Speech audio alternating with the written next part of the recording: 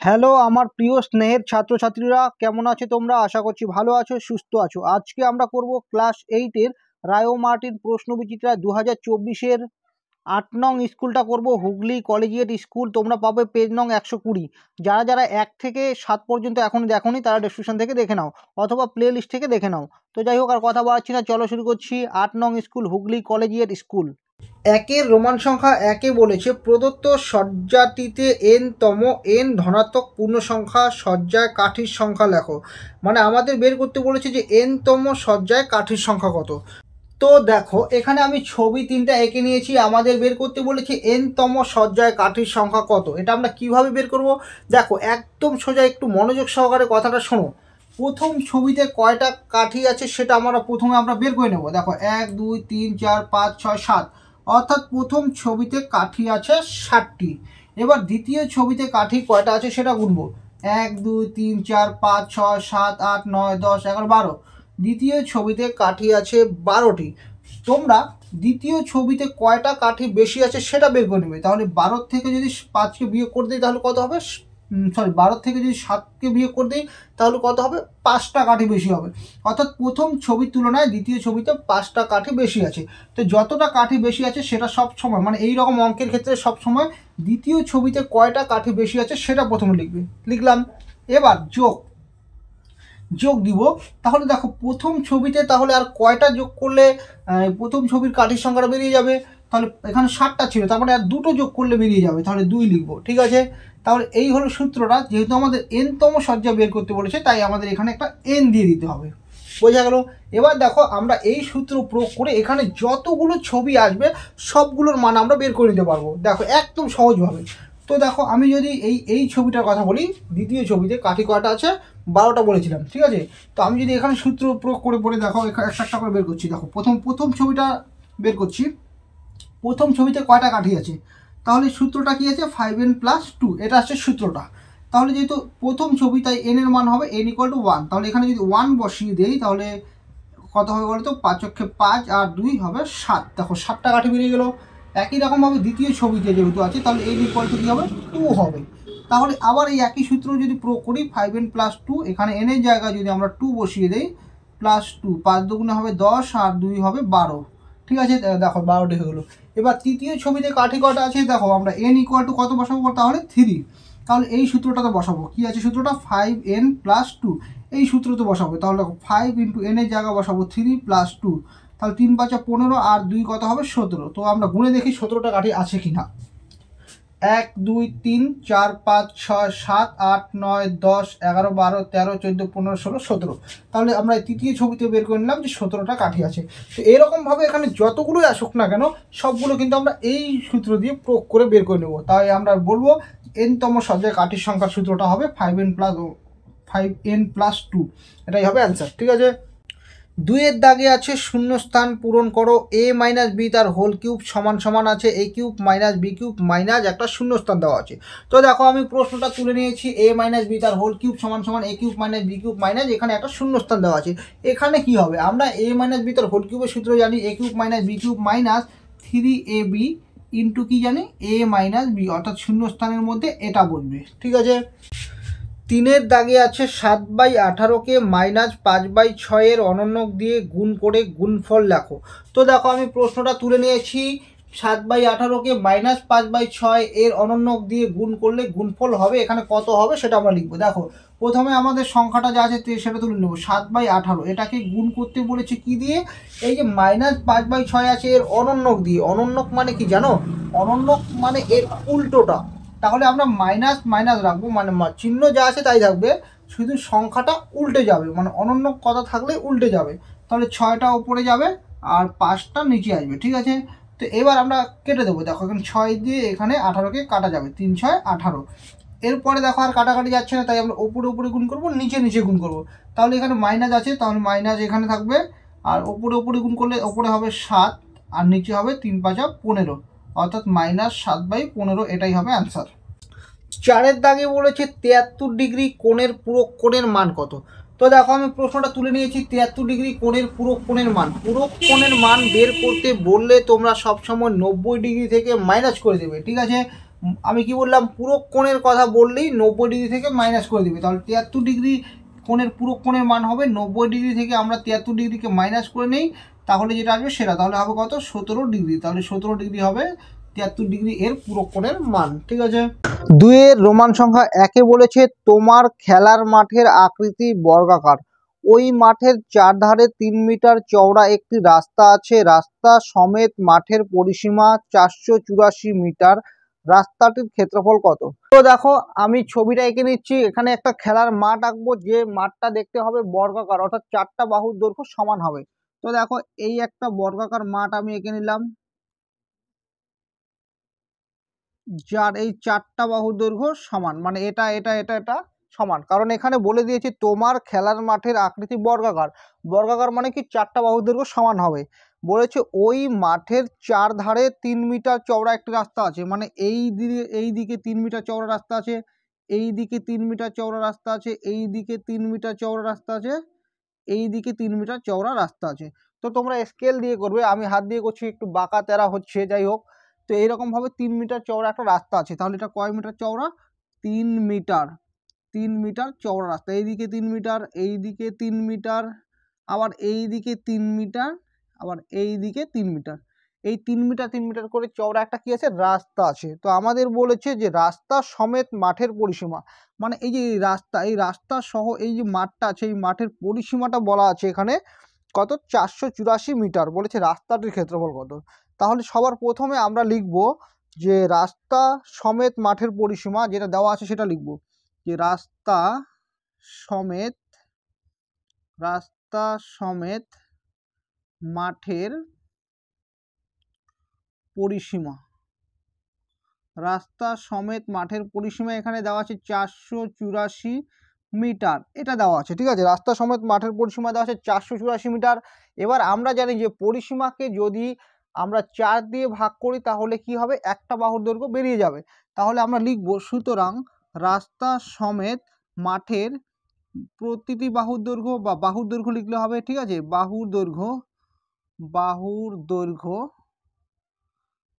রাস্তা সমেত এই যে মাঠটা আছে, এই মাঠের বাহুর দৈর্ঘ্যটা কি হবে বলতো, 484-কে আমরা যদি 4 দিয়ে ভাগ করি তাহলে প্রত্যেকটা বাহুর দৈর্ঘ্য বেরিয়ে যাবে।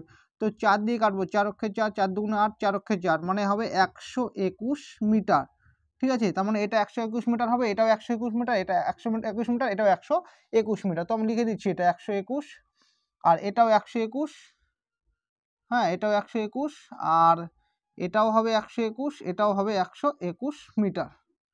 তো এবার ভালো করে লক্ষ্য করো, আমরা এখানে আমাদেরকে বের করতে বলেছে রাস্তাটির ক্ষেত্রফল। তো রাস্তার ক্ষেত্রফল বের করার আগে আমরা প্রথমে পুরোটা ক্ষেত্রফল বের করে নেবো, মানে এই পুরোটার রাস্তা সহ মাঠের ক্ষেত্রফলটা বের করে নেবো। ঠিক আছে, তো আমরা লিখে নিচ্ছি, সুতরাং রাস্তা সহ মাঠের ক্ষেত্রফল, রাস্তা সহ মাঠের ক্ষেত্রফল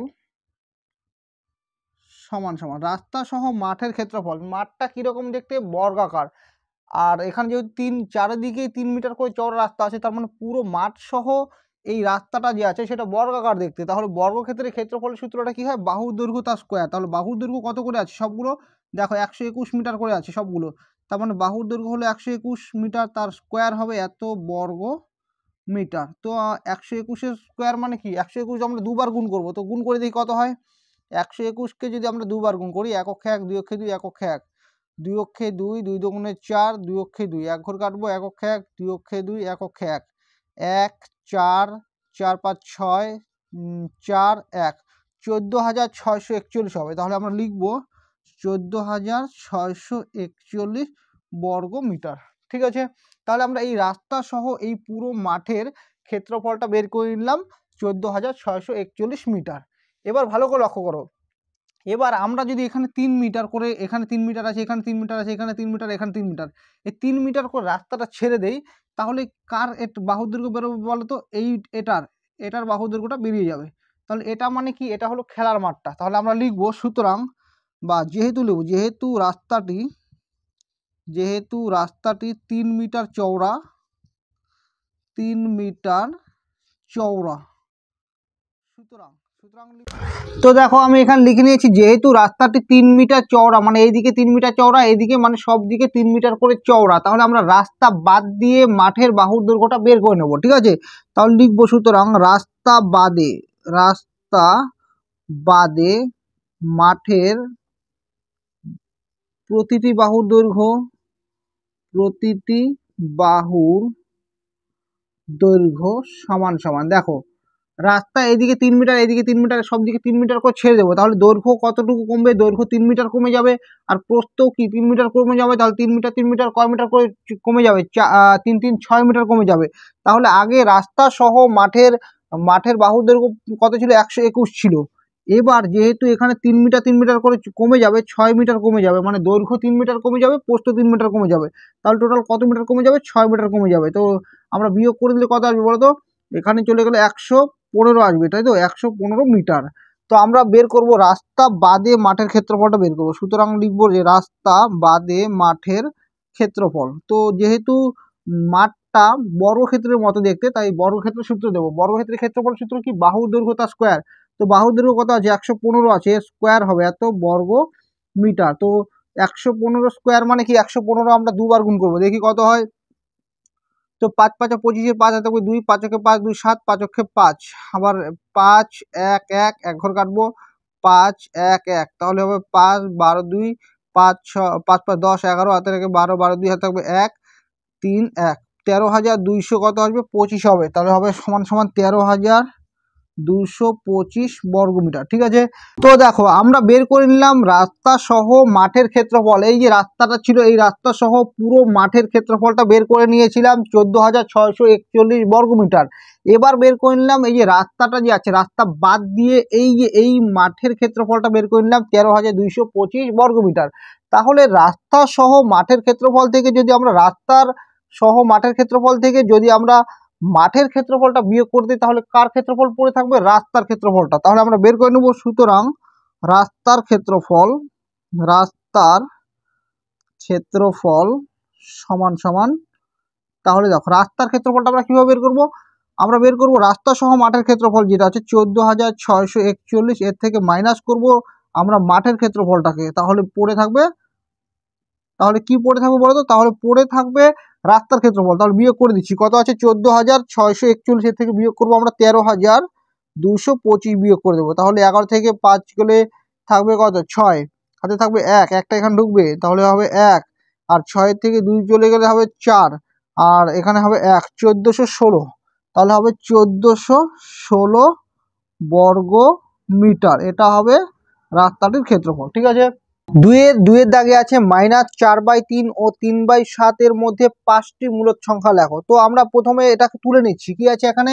-4/3 আছে, আর আছে 3/7, ও আছে 3/7। এর মধ্যে আমাদের বের করতে বলেছে 5টি মূলদ সংখ্যা। তো আমরা কিভাবে বের করবো? প্রথমে আমরা এগুলোকে ওপর নিচে বসাবো, ঠিক আছে। আর এখানে আছে কি 3/7। তো আমরা প্রথমে হরগুলোকে একই আনবো, অর্থাৎ এখানে এটার হর কি আছে? 3, আর এটার হর কি আছে? 7। তাহলে 3 আর 7 যদি আমরা লসাগু নিই, তাহলে কি আসবে? লসাগু হবে 3 7 21। ঠিক আছে, তো সমান সমান লিখবো যে -4/3, আর এখানে যা আছে 3/7, এটা লিখবো। তাহলে এখানে কত দিয়ে গুণ করলে 21 আসবে হরে? তাহলে আমরা এখানে 7 দিয়ে গুণ করবো, এখানেও 7 দিয়ে গুণ করবো, এখানেও 7 দিয়ে গুণ করবো। আবার দেখো এখানে কি আছে? 7 আছে, তার মানে 3 দিয়ে এখানে গুণ করবো, 3 দিয়ে এখানে গুণ করবো। তাহলে এখানে কত আসবে? -4 7 হবে 28/21, আর এখানে কি আসবে? 3 3 9/21। তাহলে -28/21 আর 9/21 এর মধ্যে আমরা কি করব? 5টা মূলদ সংখ্যা বের করব। তাহলে লিখবো সুতরাং -4/3 ও 3/7 এর মধ্যে 5টি মূলদ সংখ্যা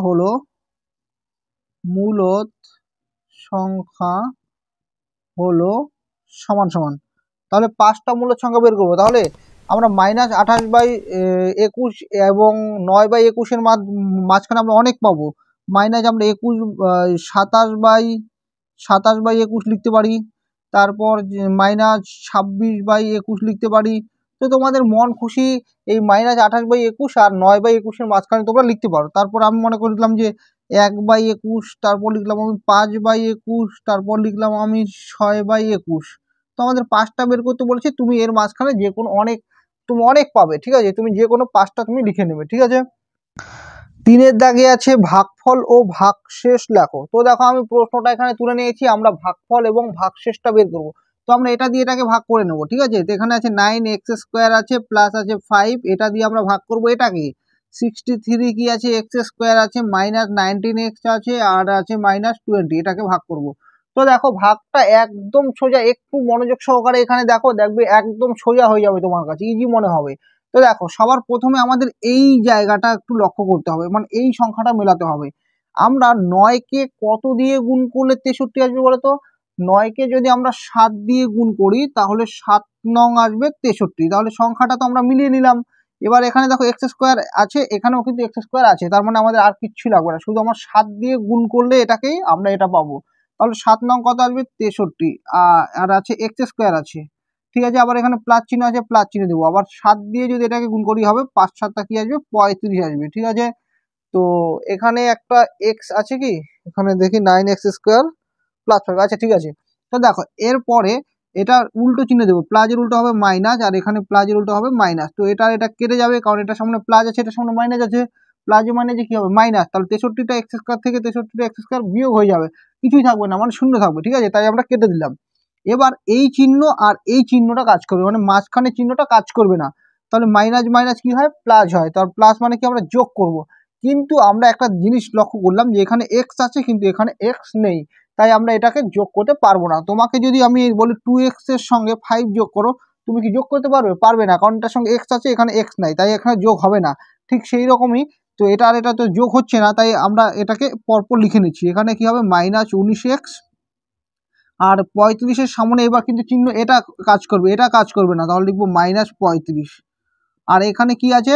-20, তো এটাকে কেটে নিয়ে নিলাম, ঠিক আছে। তো দেখো -20 যদি হয় তাহলে এটা -19x, আর এখানে মাইনাস মাইনাস কি হবে? প্লাস হবে। তাহলে 35 আর 20 যদি আমরা যোগ করি তাহলে কত হবে বলো তো? 35 আর 20 যোগ করলে আসবে 55, ঠিক আছে, 55 আসবে।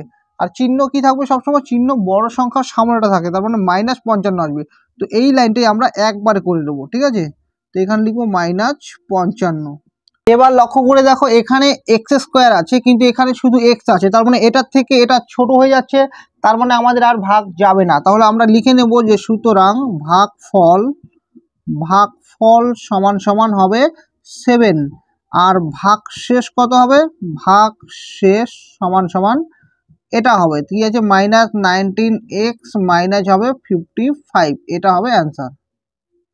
3-এর অথবা আছে সরল করো সূত্রের সাহায্যে। তো দেখো সরল করো যে প্রশ্নটা আছে সেটা কিন্তু আমি তুলে নিয়েছি, এটা এই সরলটা করব আমরা কিভাবে? সূত্রের সাহায্যে। তো দেখো আমরা এটা কিভাবে করব? তো দেখো সমান সমান আমরা এটাকে লিখতে পারি 2a এর মাথায় স্কোয়ার লিখতে পারি, তাহলে 2a² মানে 4, এর মাথায় স্কোয়ার মানে স্কোয়ার। একই রকম ভাবে 9কে আমরা লিখতে পারি 3-এর মাথায় স্কোয়ার লিখতে পারি, তো তাই তো। তো এটাকে আমরা পুরোটাকে সেকেন্ড ব্র্যাকেটে রেখে দেবো, আর এখানে যা আছে আমরা পুরোটা পরপর লিখে নেব। 4² মাইনাস 6a প্লাস আছে 9, আবার একই রকম ভাবে আছে 4² প্লাস আছে 6a প্লাস হবে 9, ঠিক আছে। তো দেখো এখানে যদি আমরা সূত্রটা দিই তাহলে কি হবে? এটাকে যদি a ধরি, এটাকে যদি b ধরি, তাহলে হবে a² minus b²। a² minus b² সূত্র হয় a প্লাস b, b বলতে এখানে হবে 3, আবার হবে a বলতে এখানে 2a, a মাইনাস b হবে, ঠিক আছে। আর এখানে যা আছে আমরা পরপর লিখে নেব। কি আছে? 4² মাইনাস 6a প্লাস আছে 9, একই রকম ভাবে এখানে আছে 4² প্লাস 6a প্লাস 9, ঠিক আছে, এটা আছে।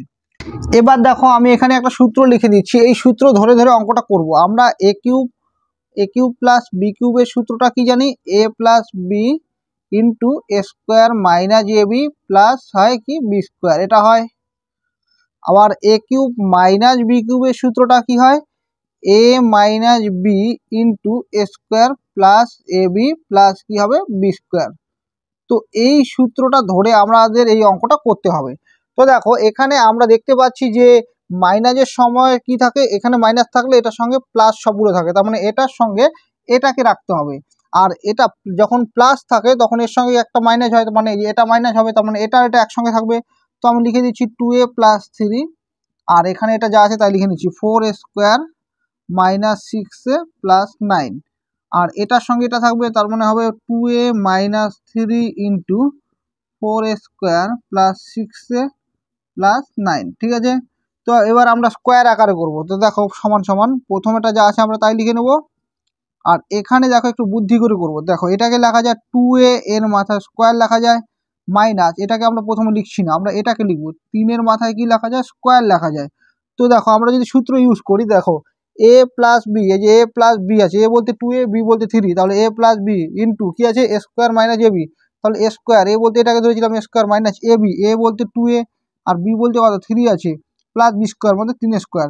তাহলে এখানে দেখো গুণ করে দিলে হবে 6a, তার মানে এই লাইনটা যা কথা এই পুরো লাইনটা একই কথা। আবার একই রকমভাবে 2a মাইনাস 3, এটাকে এ ধরলে এটাকে যদি বি ধরি তাহলে এ মাইনাস বি ইন্টু স্কোয়ার, এ বলতে আমরা এটাকে লিখতে পারি 2a তার মাথা স্কোয়ার লিখতে পারি, তাই তো 2 স্কোয়ার মানে 4 হবে, আর এর মাথা স্কোয়ার মানে স্কোয়ার আসবে। একই রকমভাবে প্লাস আমরা এটাকে 9কে লিখতে পারি 3 এর মাথায় square, R A square plus A B, এ বলতে এখানে 2a, বি বলতে এখানে 3। ঠিক আছে, তো গুণ করে দিলে আবার এই লাইনটায় চলে আসবে। তো আমরা সমান সমান লিখবো, এটা সূত্র হলো কি এ কিউব প্লাস বি কিউব, এ কিউব বলতে এ বলতে 2a এর কিউব প্লাস বি বলতে এখানে 3 এর কিউব, এ কিউব প্লাস বি কিউব, এটা পুরোটা সেকেন্ড ব্র্যাকেটে রাখবো। একই রকমভাবে এখানে এটা সূত্র পড়বে এ কিউব মাইনাস বি কিউব, এ বলতে 2a এর মাথায় কিউব মাইনাস বি বলতে 3 এর মাথায় কিউব। ঠিক আছে, তো সমান সমান দেখো, তো 2 এর কিউব মানে কত হয় বলো তো 8, 8a কিউব প্লাস এখানে 3 3 3 নং 27, একই রকমভাবে হবে এখানে 8a কিউব মাইনাস 27। ঠিক আছে, এর পরের লাইনটা আমি এখানে করছি সমান সমান, মানে এটার পরের লাইনটা এখানে করছি। তো দেখো আবার এটাকে যদি আমরা এ ধরি প্লাস এটাকে যদি বি ধরি ইন্টু এ মাইনাস বি, তাহলে কি সূত্র পড়ে এ প্লাস বি ইন্টু এ মাইনাস বি, এ প্লাস বি ইন্টু এ মাইনাস বি কার সূত্র, এ স্কোয়ার মাইনাস বি স্কোয়ার। তাহলে এ বলতে আমরা কি ধরে নিলাম 8a কিউবকে, ঠিক আছে square, square minus B square, B বলতে কি আছে এখানে 27 এর স্কোয়ার। তো সমান সমান 8 এর মাথায় স্কোয়ার মানে 8 হবে 64, এর মাথায় কিউব আছে আবার এখানে স্কোয়ার আছে, তাহলে গুণ হয়ে যাবে, এরপর আসবে 6 মাইনাস এখন 27 স্কোয়ার মানে দুটো 27 আমরা গুণ করব। তো 27 দুটো গুণ করে দেখি কত আসে, 7 7 49 নয় থাকবে 4, 7 দুগুণে 14 আর 4 হবে 18, 7 দুগুণে 14 4 থাকবে 1, 2 দুগুণে 4 1 5, অর্থাৎ 9 4 2 12, 8 4 12 আর 5 6 1 7 হবে 729, হবে 729। তো এটাই হবে অ্যান্সার, যেটা আমরা সূত্রের সাহায্যে করলাম। ঠিক আছে।